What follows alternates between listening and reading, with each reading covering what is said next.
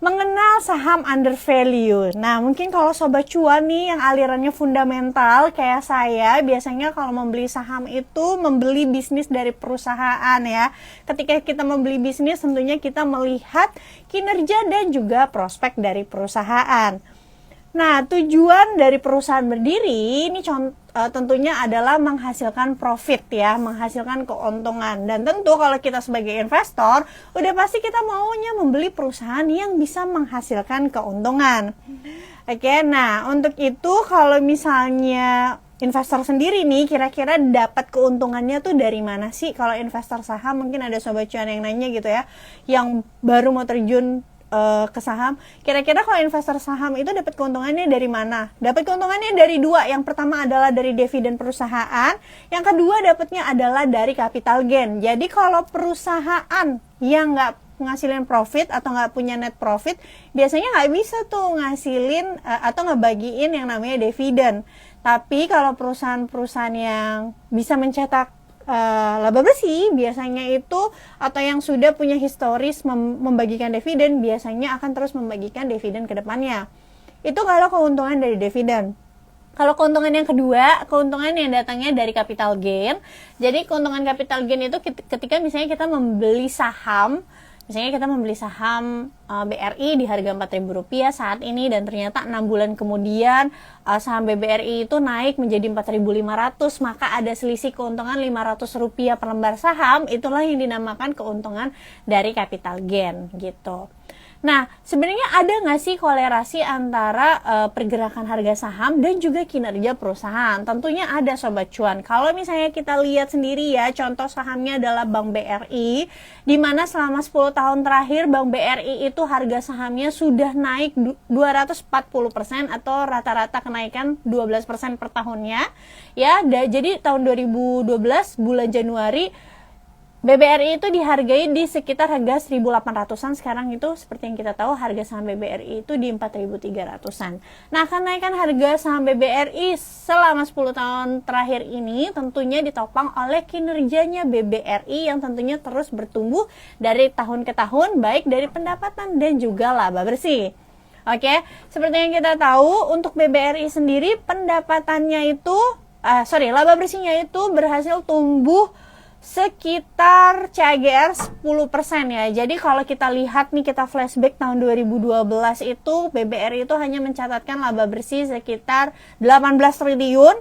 Tapi sekarang laba bersihnya BBRI itu di tahun 2022 secara annualized ya. Jadi ini proyeksi secara annualized itu sudah 48 triliun. Bayangin 10 tahun lalu laba bersih 18 triliun, sekarang laba bersihnya itu 48 triliun, pertumbuhan yang sangat luar biasa untuk perusahaan bank yang besar seperti BBRI. Nah, tadi ada yang komen nih dari Gem. BBRI bulan ini apa? BBRI bulan ini lemas. Oke, jadi intermezzo sedikit sebelum kita lanjut materinya. Untuk BBRI sendiri memang ada yang unik nih ketika kita melihat ternyata saham-saham blue chip satu bulanan ini banyak yang naik ya, apalagi kayak Bank Mandiri, terus juga Bank BCA, terus juga Gotoh, tapi kok BBRI-nya belum kemana-mana gitu. Padahal seperti yang kita tahu laba bersihnya itu semester 1 bagus banget. Jadi ada rumor yang mengatakan bahwa ada kemungkinan BBRI itu bobotnya di MSCI itu diturunin gitu ya, atau dikurangin. Jadi kalau bobot itu biasa, sobat cuan, di dalam satu indeks suka ada yang ditambahin, suka ada yang dikurangi. Tapi kalau menurutku kita nggak usah terpaku sama bobot dari sebuah indeks. Kenapa? Karena kita kan bukan investor pasif kayak pengelola fund manager yang ngelola dana triliunan kan. Justru ketika harga sahamnya belum kemana-mana, tapi kita tahu kinerjanya bagus dan potensi kedepannya juga prospeknya bagus, tentunya ini menjadi kesempatan untuk mengkoleksi harga sahamnya sebelum bergerak. Karena kalau kita nungguin asing akumulasi dulu nih, nanti akhirnya dapatnya kayak BCA gitu ya. Ketika akumulasi asingnya akumulasi lagi, harga BBCA-nya udah keburu naik dan kita jadi ketinggalan untuk masuk. Seperti itu. Oke, kembali ke materi. Jadi selain kinerja yang perlu kita lihat ketika kita memilih sebuah perusahaan, tentunya kita harus melihat juga dari sisi prospek perusahaan. Jadi namanya laporan keuangan itu ya Sobat Cuan, itu adalah masa lalu, bicara masa lalu. Jadi contoh kayak kemarin keluar laporan keuangan kuartal 2, ya itu udah bicara 3 bulan yang lalu kan. Gimana dengan bulan-bulan ke depannya atau tahun-tahun ke depannya. Nah biasanya kalau prospek ini kita tuh bisa lihat Sobat Cuan di public expose sebuah perusahaan. Jadi kalau Sobat Cuan buka websitenya, website dari perusahaan, itu kadang ada yang bagian yang namanya public expose atau di IDX juga ada. Di situ biasanya tertulis atau misalnya di laporan keuangan tahunan dari paparan direksi, itu biasanya direksi itu menyampaikan gimana target-target jangka panjang atau jangka menengah perusahaan gitu ya. Kira-kira mereka mau ekspansi apa, mau melakukan apa, dan lain-lain. Nah, kalau itu tadi faktor kuantitatif, jadi di dalam analisa fundamental itu ada 2, yaitu kuantitatif di mana kita melihat kinerja dari rasio-rasionya, profitabilitas, solvabilitas, seperti misalnya gross profit margin, net profit margin, ROI. Nah, ada juga analisa namanya kualitatif. Oke, jadi kalau kualitatif ketika kita melihat perusahaan, kita jangan cuma melihat rasionya, tapi kita perlu juga nih melihat dari GCG perusahaan.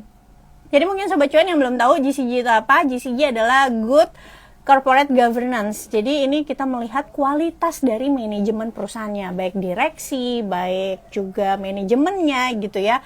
Perusahaan yang bagus biasanya dipimpin oleh manajemen yang bagus juga. Nah biasanya kalau good corporate governance itu kita bisa lihat dari apakah perusahaan itu secara konsisten, disiplin mengeluarkan laporan keuangan, apakah direksinya pernah mengalami korupsi atau tidak, dan lain-lain. Nah, selain itu, kualitatif analisis yang lain itu juga bisa yang namanya economic mode. Jadi, apa sih sebenarnya economic mode? Jadi, kalau economic mode itu kita melihat kelebihan perusahaan ya, dari faktor kekuatannya dalam membentengi dirinya dari serangan kompetitor.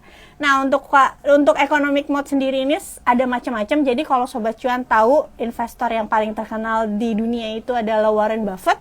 Warren Buffett itu paling suka melihat perusahaan dengan menilai economic mode-nya gitu ya. Jadi economic mode itu macam-macam, ada cost advantages. Jadi cost advantages itu ketika sebuah perusahaan tuh punya biaya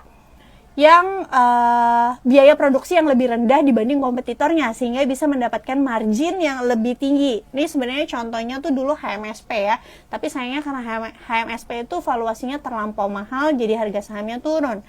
Terus economic mode yang kedua itu seperti intangible asset, jadi misalnya kekuatan brand dari sebuah perusahaan. Contoh, perusahaan-perusahaan yang punya brand kuat tuh kayak Aqua. Kita kalau misalnya mau minum di mana aja, mau pesannya air putih, kita bilangnya kan Aqua, seperti itu ya. Jadi ini kekuatan brand. Atau juga misalnya BCA, itu kekuatan brandnya juga sangat kuat. Atau Indomie gitu. Nah, economic mode yang ketiga itu networking. Jadi networking itu ketika sebuah perusahaan tuh punya jaringan yang sangat luas. Contoh sahamnya itu misalnya seperti TWR. TWR itu punya menara terbanyak di Indonesia sebesar 29.000 menara, Sobat Cuan. Terus juga misalnya BBRI itu economic mode-nya dari networking-nya itu juga sangat kuat. Kenapa? Karena dia punya agen briling di daerah-daerah ya. Jadi agen brilingnya itu, market share-nya itu agak susah untuk bank lain itu mengalahi gitu ya. Terus nah, economic mode yang terakhir itu high switching cost. Jadi perusahaan-perusahaan yang punya high switching cost itu biasanya lebih bagus perusahaannya dibanding kompetitornya. High switching cost itu seperti apa sih? Jadi misalnya gini, ketika misalnya ada sebuah perusahaan, tapi klien-kliennya tuh sangat bergantung dengan mereka. Misalnya bergantungnya karena dari segi biaya, atau juga dari services, atau juga dari benefit yang didapat. Mungkin contoh mudahnya seperti ini. Kalau Sobat Cuan tahu ya, Unilever, perusahaan Unilever, itu mereka itu gudang, mereka mayoritasnya tidak bangun sendiri, tapi mereka itu sewa gudangnya MMLP. Kebayangkan mereka sewa, jadi cost-nya lebih rendah. Kalau misalnya Unilever harus bangun sendiri gudangnya, itu tidaklah gampang. Pertama harus bebasin lahan, bangun gudang juga butuh capex yang nggak murah gitu ya. Jadi lebih tepat untuk Unilever sewa ke MMLP. Nah ini high switching cost yang bagus untuk MMLP. Atau misalnya Astra, kalau misalnya konsumen seperti kita banyak yang pakai mobil-mobil keluarannya Astra, bisa dapetin servis yang bagus karena memang Astra itu untuk spare part aja mereka jaringannya sangat luas. Kalau kita pindah nih ke mobil yang lain yang nggak dikeluarin Astra, belum tentu kita bisa dapetin benefit dan servis yang sama seperti anak-anak usaha Astra berikan ke kita. Nah itu juga sama. Atau misalnya BCA. Jadi ketika misalnya nasabah prioritas nih Sobat Cuan, nasabah prioritas di BCA mungkin bisa dapetin benefit dan services yang mungkin gak didapetin di bank-bank lain gitu. Nah ini adalah contoh economic mode dari high switching cost. Oke. Nah selanjutnya nih, ketika kita udah bisa screening sahamnya kira-kira apa yang perlu kita perhatikan, tentunya kita nggak boleh lepas sama valuasinya. Jadi kenapa valuasi itu penting? Supaya kita tidak terjebak dengan doktrin. Kalau kita tahu pemula nih misalnya nanya, Kak kalau pemula beli sahamnya yang apa? Oh kita beli saham yang barangnya kita pakai atau produknya sering kita lihat gitu ya di mana-mana. Tapi kita belinya di valuasi yang salah. Contohnya misalnya Unilever Sobat Cuan.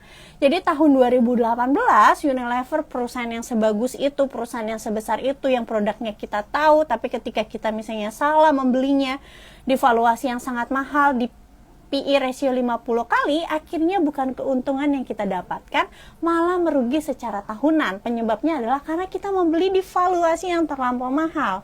Itu kenapa kita bukan hanya fokus melihat kinerja kuantitatif atau kualitatif, tapi juga perlu melihat valuasi dari sebuah perusahaan. Sebelum kita lanjut, kita baca dulu pertanyaan dari Sobat Cuan.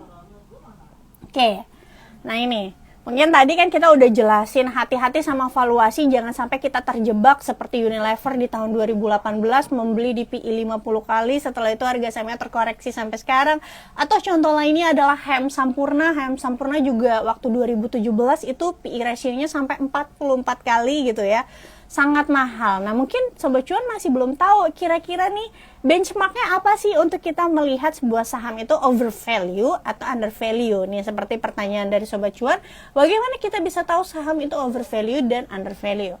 Jadi untuk menilai sebuah perusahaan itu overvalue atau undervalue ada dua cara untuk kita menentukan nilai wajar dari sebuah perusahaan ya Sobat Cuan. Yang pertama adalah relative valuation. Jadi relative valuation itu yang paling banyak dipakai ya sama investor. Misalnya seperti price earning ratio, terus juga price book value, PBV atau price to sales atau price to cash flow, itu namanya relative valuation. Nah, yang kedua ada cara menilai wajar sebuah perusahaan, namanya intrinsic valuation. Nah, intrinsic valuation itu seperti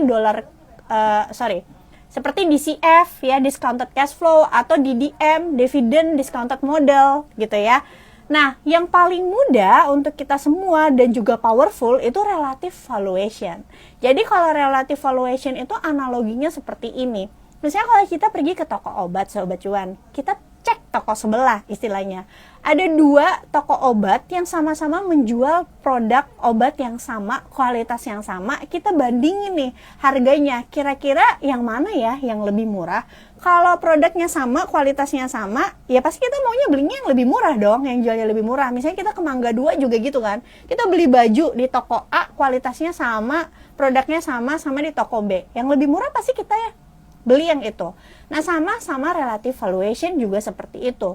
Biasanya kita akan membandingkan valuasi sebuah perusahaan atau price to earning ratio sebuah perusahaan dengan perusahaan lain yang sejenis. Ingat ya Sobat Cuan, kata kuncinya adalah sejenis. Jadi harus yang satu industri atau yang model bisnisnya itu sama. Jadi kita nggak bisa nih bandingin misalnya, Kak kira-kira saham perbankan BBRI lebih murah mana nih sama consumer good ICBP. Nggak apple to apple karena industrinya saja sudah berbeda. Yang pasti kita harus bandinginnya ya BBRI bandinginnya sama BCA, sama Bank Mandiri, sama BNI. ICBP bandinginnya sama Unilever, sama Cimori dan lain-lain. Itu dulu ya yang harus Sobat Cuan pahami.